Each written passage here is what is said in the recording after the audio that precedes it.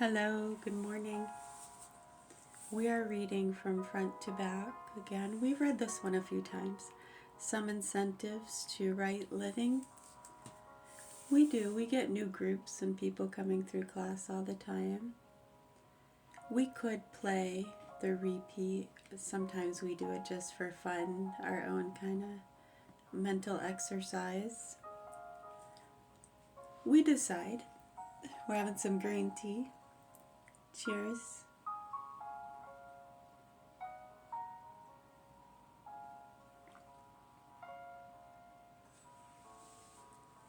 I most lovingly dedicate this book to the memory of my mother, Catherine McGavick, whose saintly life was as a bright light, showing forth the beauty and worth of good deeds and the blessings of noble living. The author. Well, we try to aspire to some things, I guess, yeah. Oh, thank you. Do you like it? I kind of messed it up big time. This one got all crunchy. It's a little spotty. Yeah, it's like a minty, kind of minty green. It's pretty. We don't usually paint our nails too often. We do sometimes, but I messed this side up already. Yeah, I squished it on something. See? It's okay. And take it off with some polish and do it again.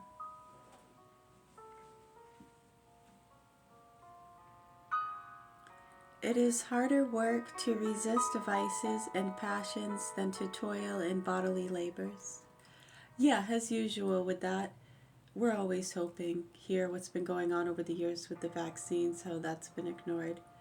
What's going on within the state departments, our children. In 2012, people were pulling their hair out. We were ready to check out. We couldn't believe what was happening. We've explained that to people. Yeah, a lot of people around the world started to speak up a little bit more, including Trump, I believe, had mentioned the vaccines back around 2013, and Bill Gates told him they would destroy him. Well, I know him and others speaking out. If you go back, you'll see Kennedy and others were speaking out about that too, and the Lyme disease stuff, bioweapons. Yeah, stuff going on with a lot of different things. How that's not really addressed mainstream is kind of weird. I don't know. They say the secrecy and protects people. Yeah, from people getting upset and rioting about things that which we cannot change when you boil it down to these little situations here. It's gigantic when you think about it on different scales. We have children here being tortured and abused. They've already been fucked and tortured and abused. We're lucky to have survived the murder attempts over the decades with different things. Fundraising companies and sick punks, stuff like that, retaliation, get the non-vaxxers, get the retard, whatever it is. The private investigator in 2009 was starting to try to explain that to my parents, and he mentioned the Mayans, and that is more along the lines of the drug trafficking and different things, but it is sort of connected. They kind of help each other hand in hand. They really don't care about each other or you. Yeah, they'll throw each other under the bus, kill each other, kill us, kill you. They don't give a shit. It's fun, isn't it?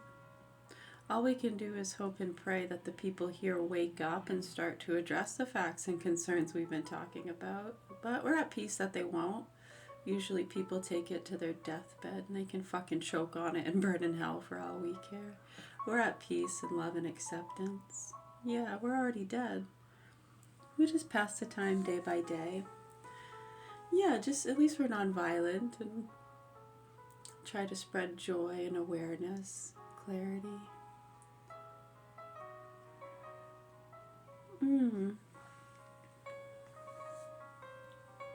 Well, it's amazing how they try to make certain people out to be, and they cause a lot of noise and ruckus and disturbance within certain communities, protecting some of these sick fucks. trying to prove certain individuals to be crazy and dangerous, thinking they're doing something with the drug investigations or other things. Yet we've tried to explain a lot of that confusion with different cases. So it's very necessary in some situations, right? Right. So have you noticed that the drug problem has increased? There's more of a flooding of drugs, and all we hear about is migrants and mental illness and crazy people killing themselves and others. And we'll have fun, fun, fun.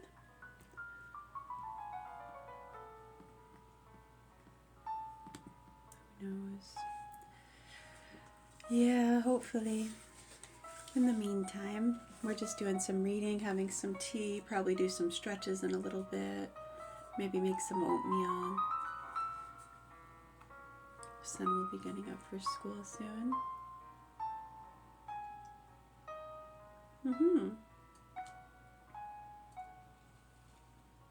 Yeah, right. He that avoideth not small faults by little and little falleth into greater. Thou wilt always rejoice in the evening if thou have spent the day profitably.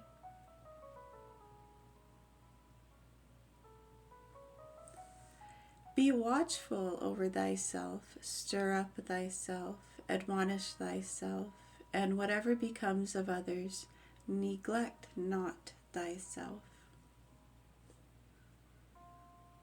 Right, we've explained that too over the years. It's no disrespect, and that's what happens in these situations. Everyone feels disrespected. No one likes us. We're everyone's enemy in some way.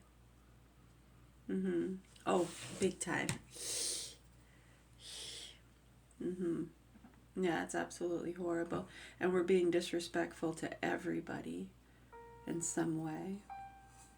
Yet we disrespect our parents, we disrespect life itself, don't we? Are we desecrating on your religion or cultural beliefs?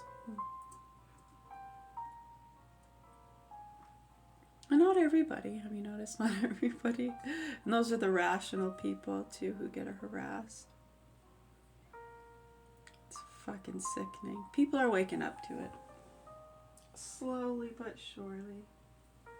And in the meantime, between time, we see a rise again in child suicide, violence, overdoses. Who suffers when people ignore and try to protect their fucking business buddies and marketing schemes and island activity that nobody fucking really cares about, but others do. That's their whole lives. Have you noticed that? Some are very concerned too. The lists of people that have visited the island. What about talking about why they don't want to talk about it? We don't care even about that. Many it's because of the drugs, other things. They're doing top secret investigations. They're activists, humanitarians. They get shown stuff. They're investing in things other people just don't understand.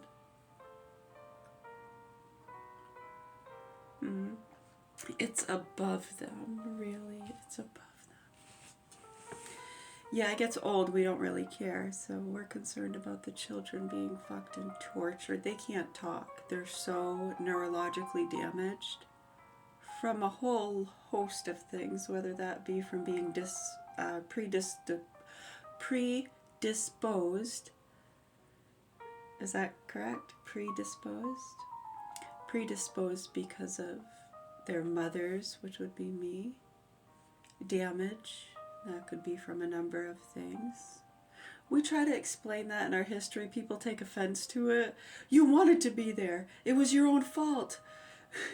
You wanted to drink alcohol and crash into a tree when you were 15 and put others in danger. You wanted to do that. I know. I'm just trying to explain to people that my prefrontal cortex was damaged at a very young age from a whole host of things. Lots of trauma and surprises and disguises. All sizes. Come on in, come to the place. It gets so fucking old and people take offense. It's like, I don't really care. I'm not damaged. I don't have to heal from anything. I'm okay. Yeah, I've been working with experts and professionals from around the world for decades.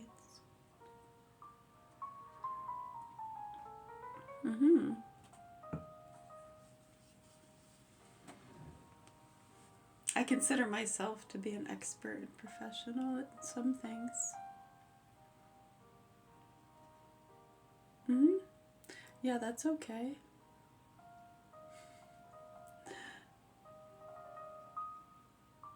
Yes, absolutely. Thank you.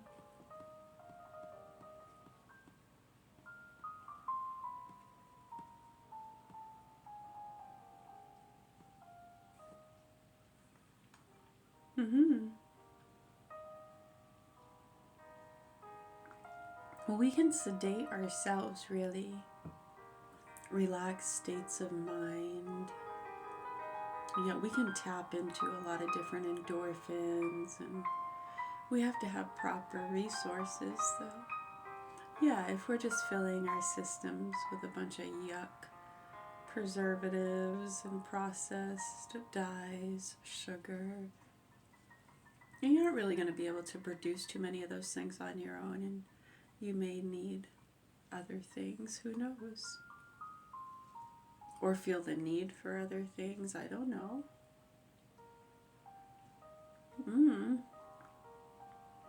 I guess that's up for you to decide.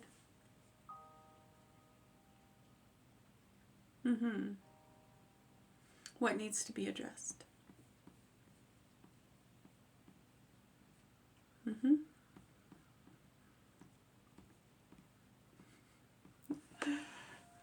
Right. You see how silly that is? Oh my goodness. I think it's really, really silly. Yeah, I do. Oh my gosh. Wow, you're an idiot. Yeah, I think so.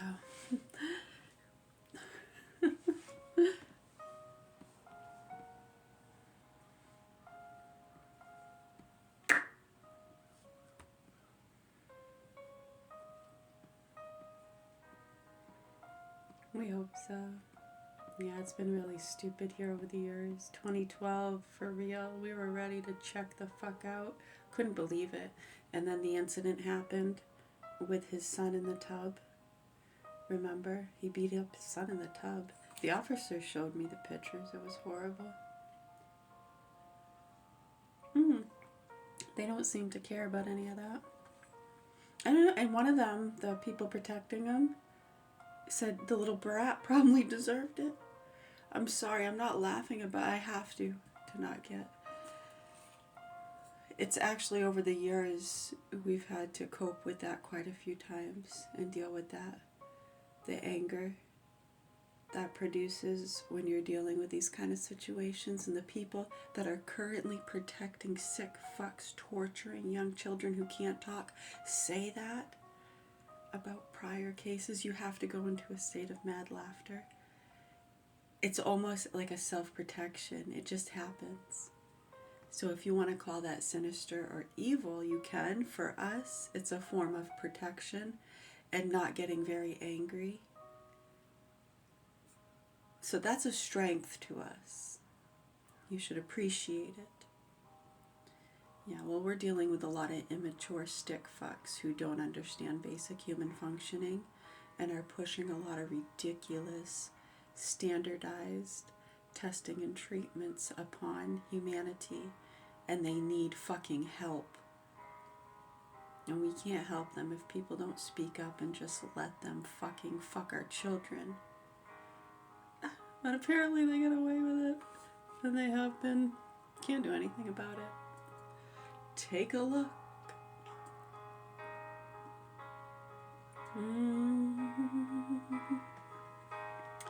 The more violence thou usest against thyself, the greater shall by thy profiting.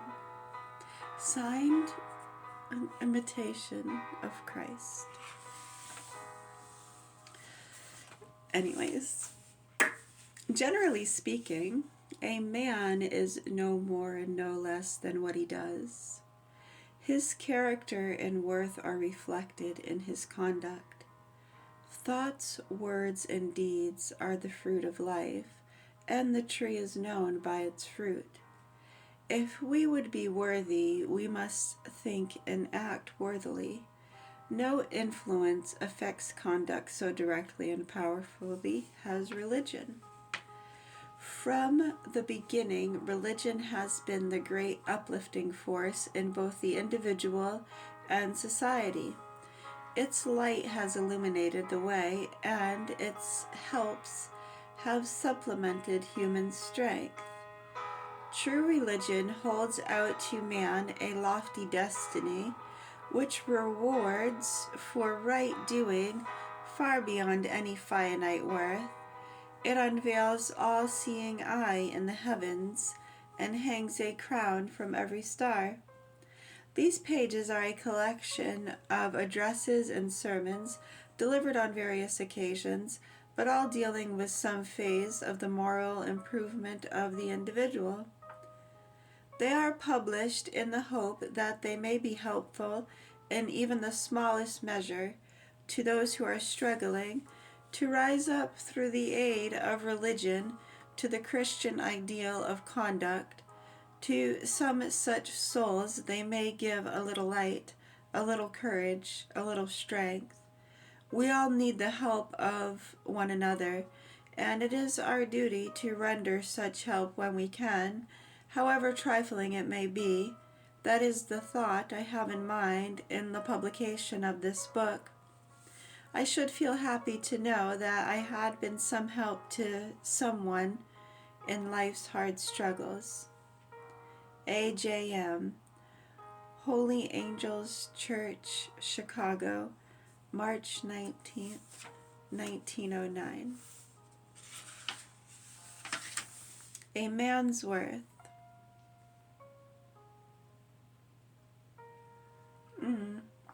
That's disturbing too, when we're dealing with the things we've been dealing with and already been through. Life's journey and everything else. And then you have people every year, a new crowd swooping through, ready to get revenge, teach someone a lesson, has an opinion. It's like, it's so weird, right? Literally, people go into these frickin' haystorms about junior high nut shots, ass kicks, and hyper behavior, and it's like, what are you talking about? Yet you can't twist the system in today's time because you got, it's really weird, isn't it? It's really, actually really, really fucked up and strange that we have to deal with all that tedious bullshit on top of everything else. Can we deal with the serious matters? Okay. All right, wow.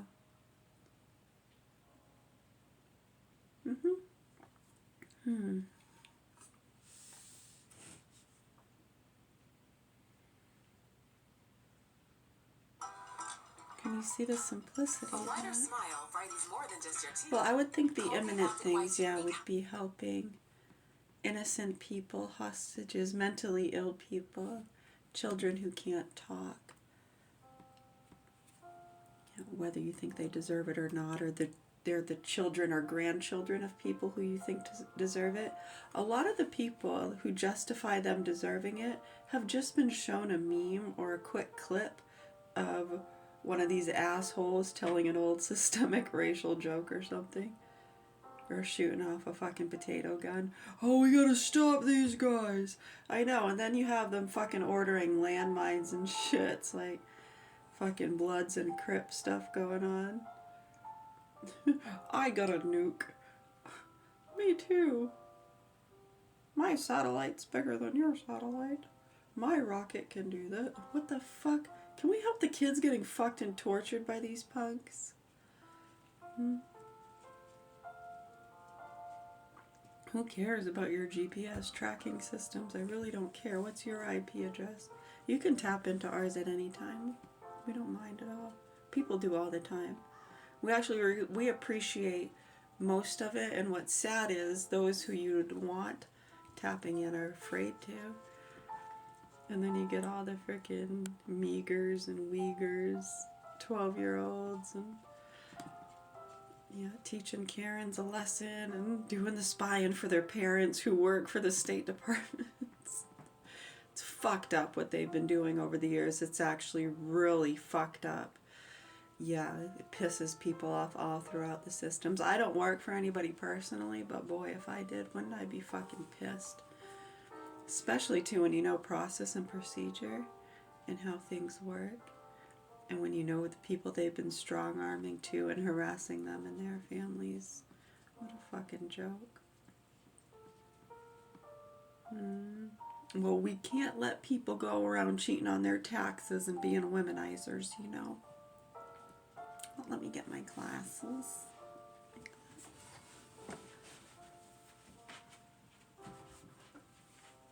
No, I might come off maybe smarter or more important if I'm wearing my glasses. Oh, fuck off. It's a beautiful day, isn't it? And it is 6:04 a.m.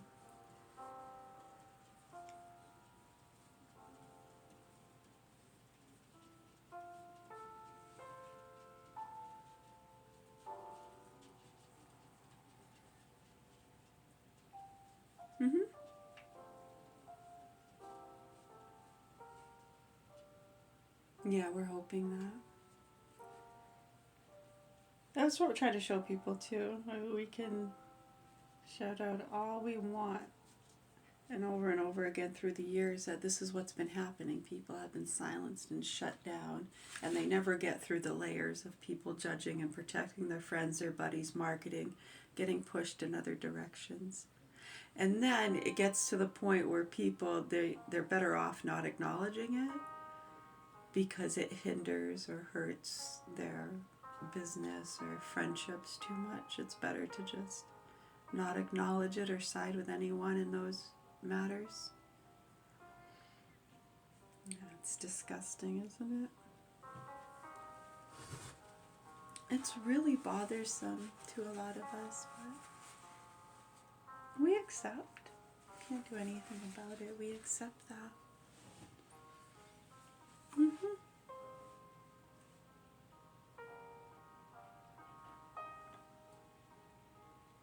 A man's worth.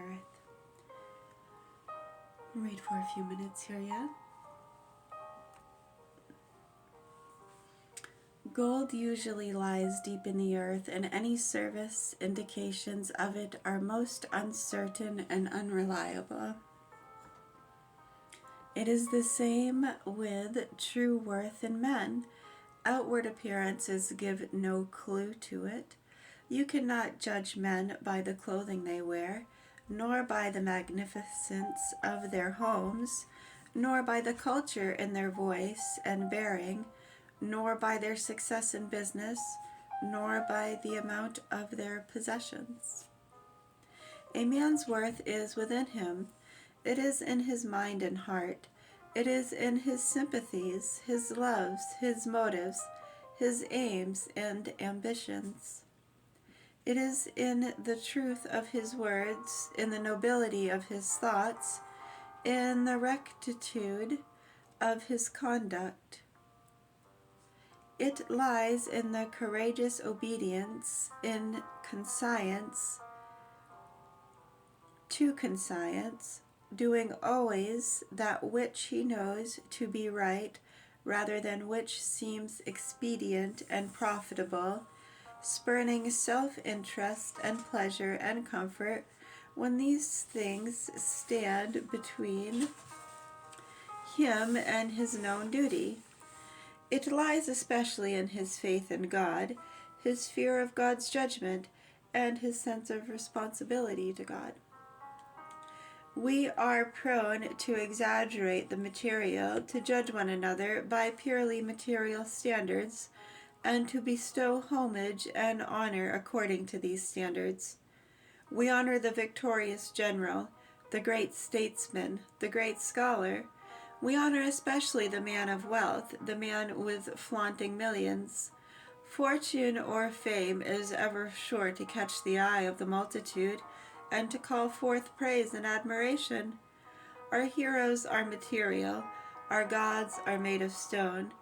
Children grow up imbued with these sentiments. Their ruling thought is to become great materially. They see the popular idols, they hear the cheering of the crowd, and in their young minds an ambition is developed to become someday the object of similar homage. They begin to dream of future fame and to plan and scheme for the realization of their dreams.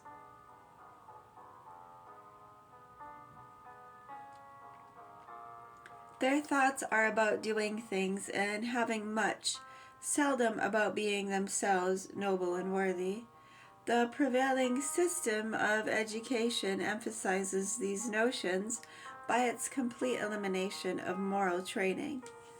The beauty and worth of right doing are as a closed book to the child. As the children of today are the men and women of tomorrow, these false notions are thus perpetuated, and the world goes on worshipping its false gods. This is the most precious and corrupting. It is as ruinous in its effect as it is wrong in principle. You cannot expect wholesome life when there is a prison, when there is a poison in life's fountains. Let us hold firmly to, I have been practicing that, thank you. Many brave hearts are asleep in the deep, so beware.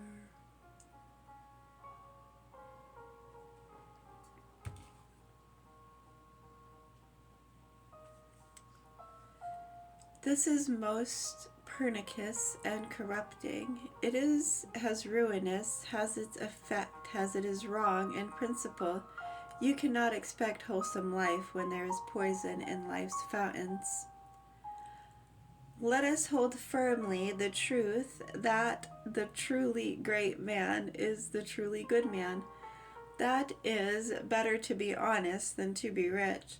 That it is better to be pure and temperate than to sit in high places and receive applause. That it is better to speak the truth when the truth hurts than to conquer a city. We show greater strength in restraining oneself than in overcoming others. There is more courage in forgiving an inquiry than in facing the perils of the battlefield. I am not without admiration for the man who risks his life for his country, but I admire more the man who is willing to live in poverty and want rather than take a fathering that is not his own. There is no war so bitter or so hard to wage as warring against oneself, overcoming, restraining, enchaining oneself. Yeah, taking yourself hostage, exactly. It is like self-immolation, like self-crucifixion.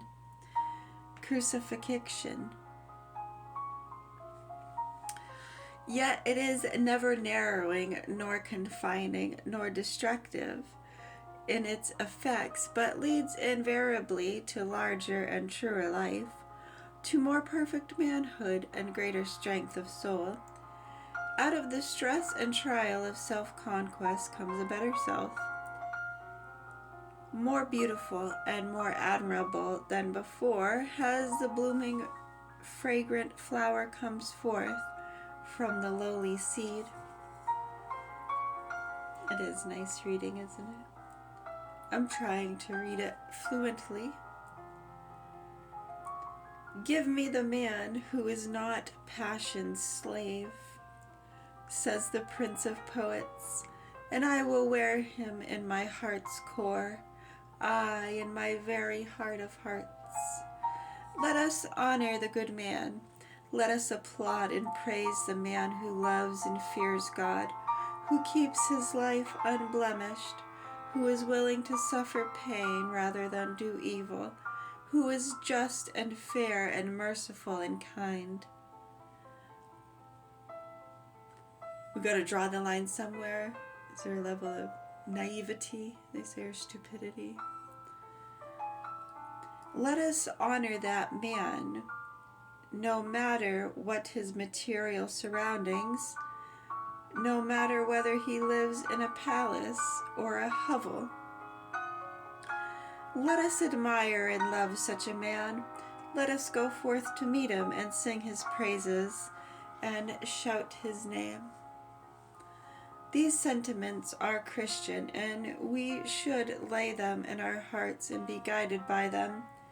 We should not hold them merely as vague convictions in our minds, but should make them the basis of our conduct by thinking and acting and living according to them. We want less outward splendor and more of the beauty of true and honest living. So some in class are recognizing about shouting out a name, a praise, okay? It's showing appreciation.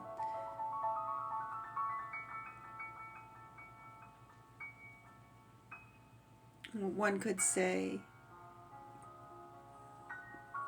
taking care of oneself. If that's what's being taught, say someone is trying to teach you how to be self-aware, how to have hygiene, good hygiene practices. Some call it a routine or a regimen. Some call it a religion. I like regimen. It's my regimen. Regiwoman, okay. Whatever you like. Get drunk on it. Don't let it piss you off.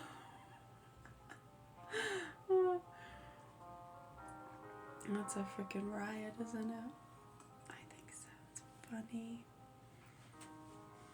Right, so you can show that appreciation, and you can be shouting out someone's name, not necessarily someone's name or specific, but shouting out in praise and appreciation for what you've learned and been taught through other beings, awareness, the books, doing, experience.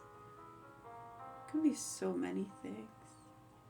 Right, so if I'm showing appreciation for this tea, there's so many people that went into the production of growing the tea, the earth itself, the sun, the moon, the water, the people who harvested it, put it on the truck, plane. Right, got the resources for the transportation to get it.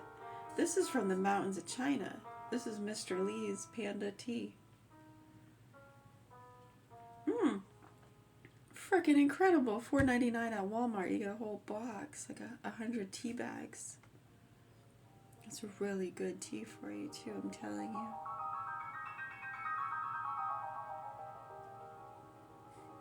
So whose name do I shout out? Mr. Lee, Mr. Lee. Hey, hey.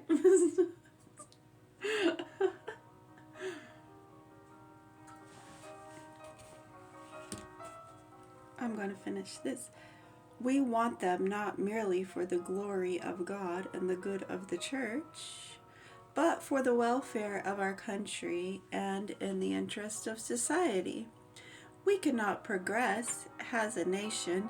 We cannot even live in peace and harmony together unless we cease making a hero of the mere child of fortune. We must give up the worship of what is material and return to the simple worship of the true and the good. We must make the good man our hero, and then shall our ideals be correct and praiseworthy. And then shall our ideals be correct and praiseworthy. And following them and being guided by them, We shall promote both the public and our own private welfare, and shall find and enjoy the very best there is in life. And shall find and enjoy the very best there is in life.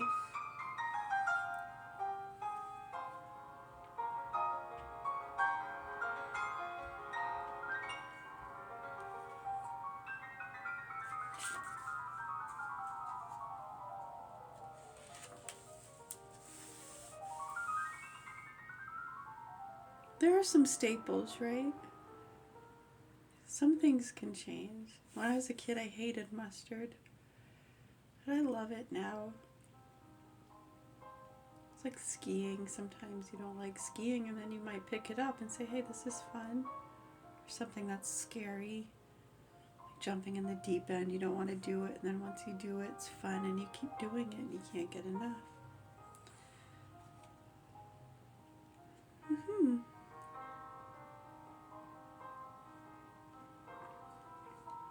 Interesting. 618. Striving to become better. Moral excellence is an end towards which everyone should constantly strive. We should strive to be better today than yesterday, and better tomorrow than today. That duty presses upon us always. Nor circumstances, nor conditions of life can excuse us from its obligations. Age does not excuse us, nor poverty, nor wealth, nor sickness, nor care. Only death, which removes and burdens, removes it. We are all imperfect creatures. Our human nature was tainted away back in its origin. A stream purifies itself as it advances, but human nature in its long course down the ages has not purified itself.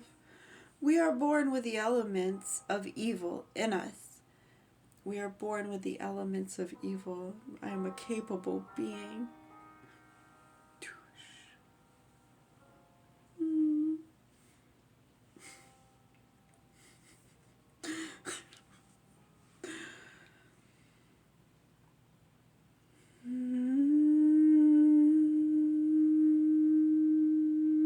We are born with the elements of evil in us. As we grow up and mingle with people, taking part in the affairs of the world, these perverse elements develop.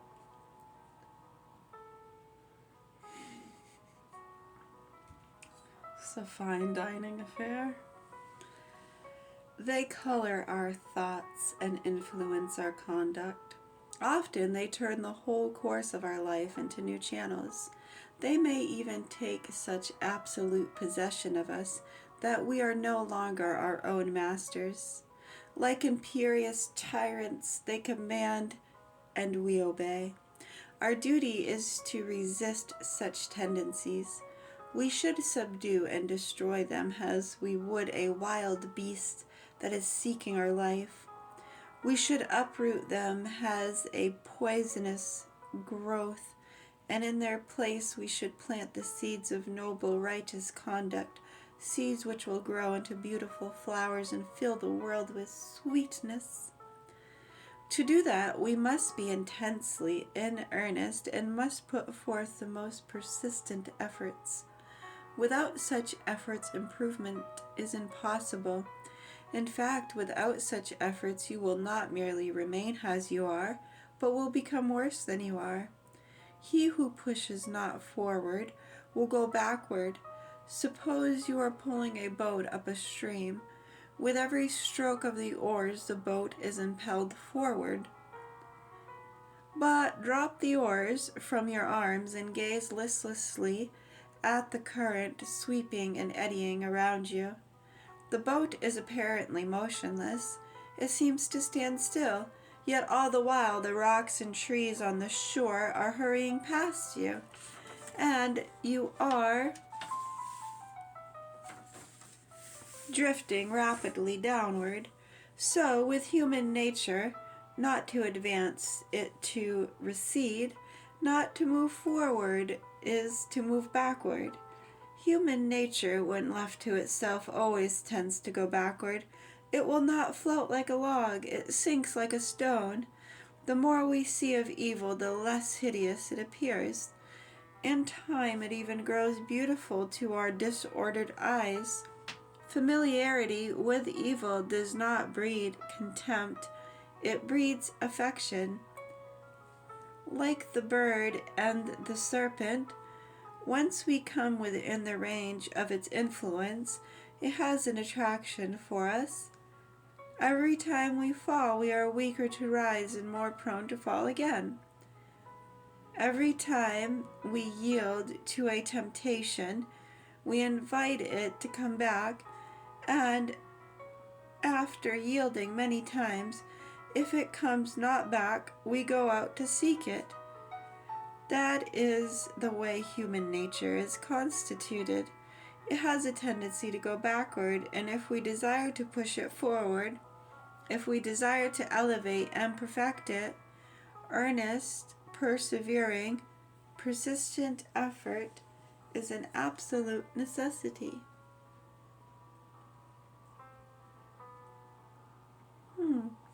What are we in pursuit of?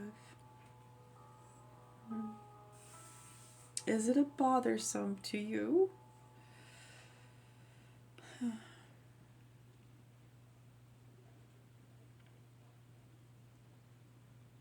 I don't know.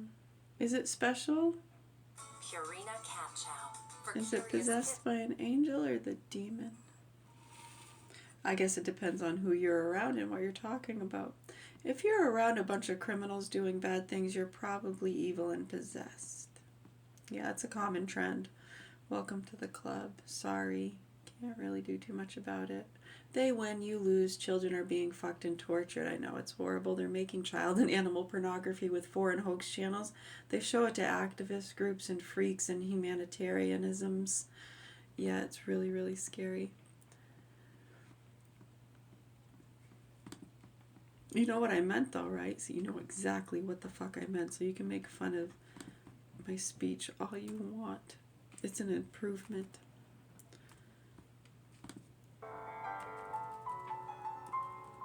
I couldn't even speak at one point. It was just all mumbles and yes. Look at me now.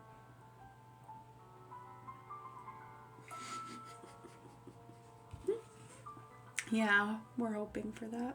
We're hoping for that. Time is at 6:25. Got a few more minutes here. Hold on. Half efforts are of no avail. To half try is particularly to surrender. To half try is to throw up a frail breastwork for appearance sake, but never to fire a shot. When the heart half tries, it merely delays a little before giving in to a temptation. It does not refuse, it simply delays. It does not say no, it says after a while. It pretends to resist, but the resistance has no vigor, no firmness, no sincerity. It is a resistance which in its weakness bears no proportion to the strength of the temptation, and at best accomplishes no more than to put back for the moment the tempter's triumph. Thank you. A heart, on the other hand, that is truly in earnest, gives no quarters to a temptation and asks none. When confronted by evil, it instantly summons all its strength and presents an opposition while nothing can break down. Like a rock in the waves, like an oak in the storm, it stands there defiant of the forces arrayed against it. Like Christ in the desert, it rises up in its majesty and exclaims, "Begone, Satan!"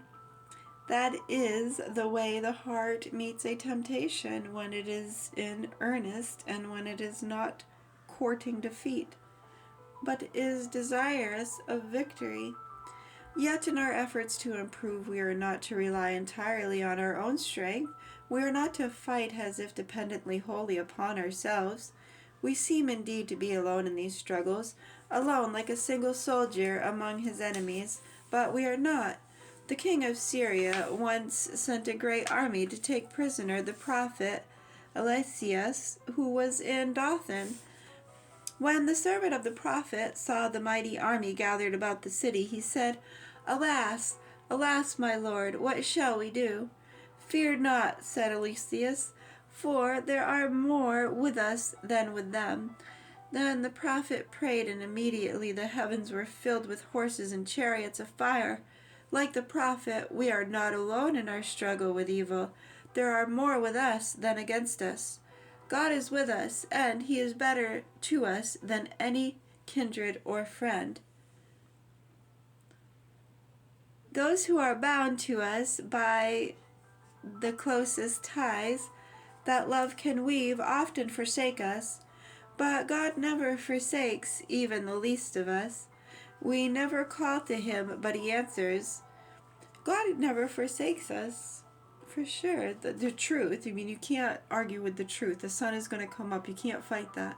If you drink water, it's going to pee. You can't fight the wrath and the power of God. You can try. You can be stubborn and say, well, you're going to pee your pants right where you are. You're not going to go in the toilet and conform to society's ways. Right? You see how stupid we can get with stuff? It makes sense though, right? Does it help you understand, kind of drop the bullshit and help the fucking kids, you goddamn assholes? Anyways, we may wander far away from him, but never so far that our cry will not reach him. He seems to be always listening for the cry of distressed and wandering souls. Our guardian angel is with us. He was placed over us at our birth as our protector. He carries a light before us. He leads us by the right path and warns us of every pitfall and stone of stumbling. 6:29. I have a few errands I need to do at the moment. We are on page 17. The saints are with us, and the whole multitude of heaven's angels. These blessed spirits hovered near us, and their fervent invocations are ever rising up in our behalf. You better believe it. Look for the bare necessities, the simple bare necessities. Excuse me, I hiccuped.